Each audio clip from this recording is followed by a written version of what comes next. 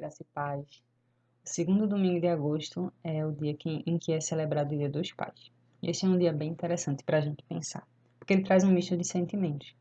Ele é um pouco diferente, por exemplo, da dinâmica que a gente encontra no Dia das Mães. E ao longo dos anos, enquanto líder de juventude, eu percebi alguns pontos que levam essa dinâmica a ser um pouco diferente. Um dos fatores, por exemplo, é que no Dia dos Pais a gente encontra pessoas que literalmente não têm pai, porque na sua identidade não consta o nome de um pai.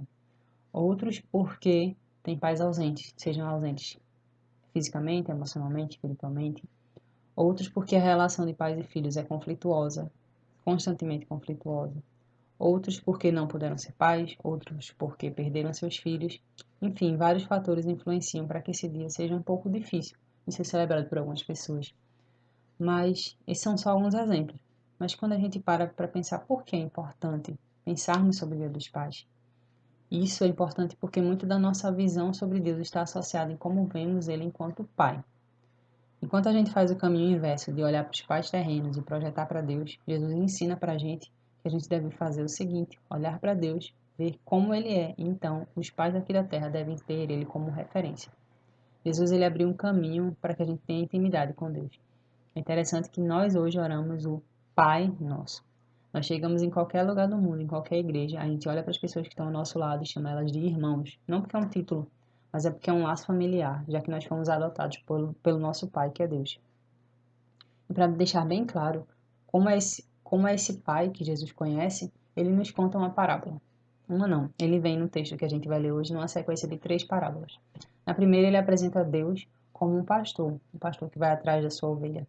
Na segunda parábola, ele apresenta Deus como uma dona de casa, que vai em busca de uma moeda perdida. E na terceira, na parábola que a gente vai focar hoje, ele apresenta Deus como um pai. Nós vamos ler hoje Lucas 15, de 11 a 32. Enquanto a gente for lendo, a gente vai apresentar algumas características que nós devemos buscar, já que somos filhos, não só os pais, todos nós, hoje especialmente os pais, mas todos nós devemos buscar no nosso Pai Celeste, que deve ser encontrado em nós. Do versículo 11 ao 12 fala o seguinte: Jesus continuou: um homem tinha 2 filhos. O mais novo disse ao seu pai: Pai, eu quero minha parte da herança. E assim ele repartiu a sua propriedade entre eles. A primeira característica que a gente pode aprender aqui é que o pai é compreensivo. O pai ele estava atento aos anseios do filho. Ele estava atento às necessidades do filho. Será que nós temos conseguido estar atentos às necessidades das pessoas que nos cercam? Será que a gente tem sido compreensivo com as pessoas do nosso lar, da nossa comunidade?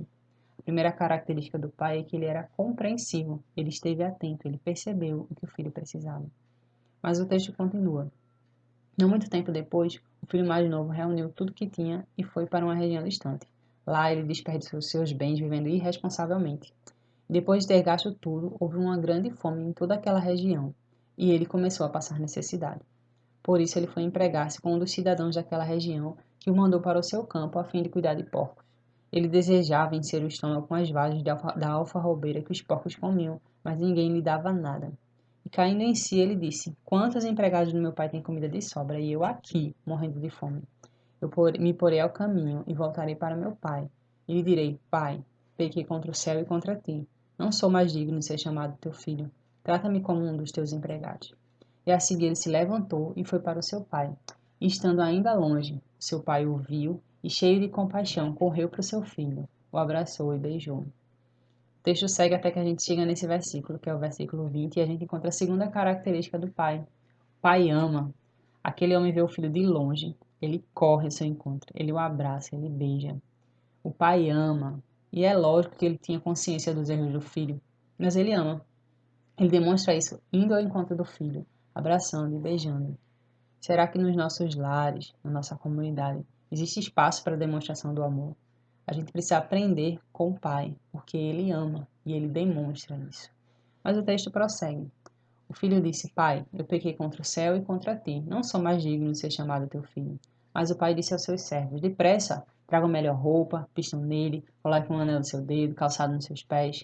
Tragam um novilho gordo e matem-no, e vamos fazer uma festa e comemorar, pois esse meu filho estava morto e voltou à vida, estava perdido e foi achado. E começaram a festejar.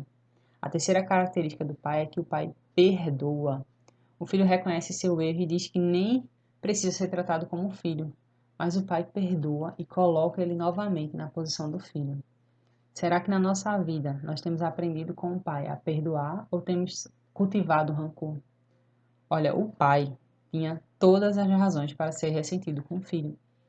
O filho pediu a herança com o pai ainda vivo. Isso é o mesmo que dizer: eu, eu acredito que o Senhor está morto. Ele declara que o pai está morto, ainda vivo.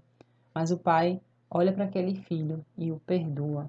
Será que a gente tem tido essa atitude de perdoar ou a gente tem cultivado rancor? A gente precisa aprender com o pai a cultivar o perdão. Mas o texto prossegue.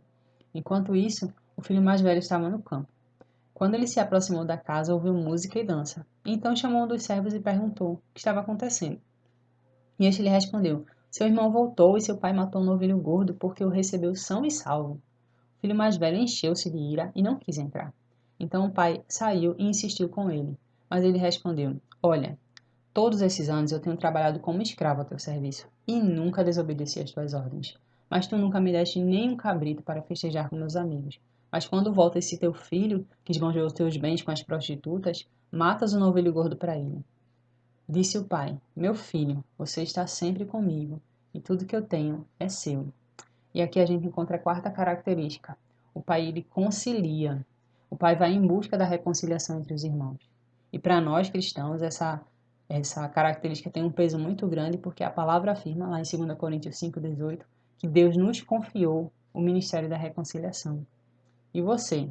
Você tem demonstrado essa característica de ser um conciliador ou tem trazido discórdia entre os irmãos, tem buscado a separação dos irmãos? A gente precisa aprender com o pai a sermos reconciliadores. E por fim, a última característica que a gente pode aprender com o pai é que o pai celebra. No versículo 32 fala o seguinte: mas nós tínhamos que comemorar e alegrar-nos, porque se seu irmão estava morto e voltou à vida, ele estava perdido e foi achado. Talvez você seja do grupo que acredite que num dia como hoje não há muito para ser celebrado, mas meu convite é celebre. Sabe por quê? Porque eu e você, nós somos como o filho da história. Os nossos pecados nos afastaram de Deus, nos levaram para longe da casa do Pai. Mas Ele nos espera, Ele vem ao nosso encontro, Ele nos perdoa, Ele nos ama, Ele nos abraça, nos acolhe. Ele coloca a gente de volta no lugar onde ele deveria estar, que é o local de filho. Ele nos coloca junto dele. Ele busca a reconciliação entre os irmãos. E sim, ele confia que nós, enquanto irmãos, buscaremos os outros irmãos para reconciliarmos. E vai chegar o dia em que a gente vai poder celebrar, sim, a gente vai poder celebrar todos juntos, na casa do Pai. Mas até lá, eu convido que você celebre. Celebre sim, porque o preço para nós sermos filhos foi muito alto. Jesus, nosso irmão, ele pagou com o próprio sangue para que hoje eu e você possamos dizer: Deus, meu Pai. Sim, celebre. Por isso a gente tem que celebrar o Dia do Pai, porque você tem um Pai que te ama, que te perdoa, que te acolhe, que te abraça, que está buscando a reconciliação na família. Eu desejo para os pais um feliz Dia dos Pais e que vocês busquem no nosso Pai Celeste a referência de como serem pais e vivam de acordo com essa orientação.